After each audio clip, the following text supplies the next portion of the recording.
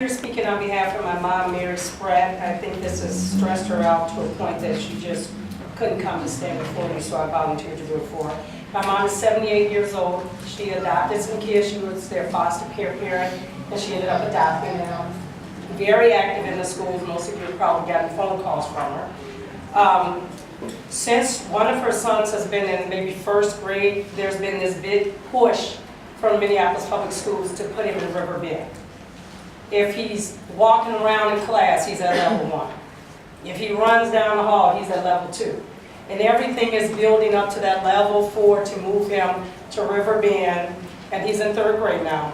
And then to move, he's not a violent kid or anything like that, but everything is generated towards moving him over to River Bend, and then you want to send him to Harrison, I'm sure, from there. I don't understand why IEPs are even in place if you're not doing anything to help our kids with that.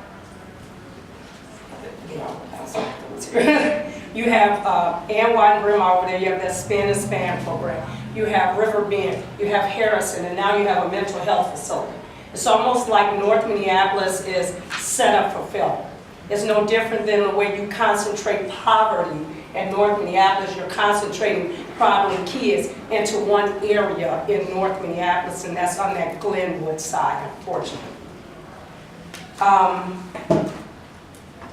I would like for you, I went and got him from school last week. I need to make you understand. I went and got him from school, I think it was last week. He got stabbed by a kid with a pencil. So I asked my mom, well, why am I going to pick him up if he got stabbed? I mean, is it that bad? I got there, and that wasn't why he was going home. He was running through the hall, or walking through the hall earlier in the day before he was stabbed with a pencil. So they used that as a reason to send him home for the day. So if they can't deal with him anymore, he has situational ADHD, that's what I like to call it, because when he's at home, he's just not that kind of kid. He sits quietly and reads, he follows all directions, but when he gets in that setting, there's something else there. But he's not a violent kid. So how does he end up being pushed to River Bend? When you get him there, what is your plan for him?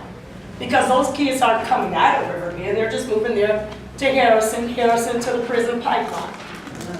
So where is it that you intend to help them instead of drawing on IEP money for all these kids? And I guarantee you, these are the kids that will be in that mental health facility, that nice big building that you just built, that was just built on Glenwood. So I'm asking the school board to take a closer look at our kids before you start shipping them in that cycle and getting them prepared for prison.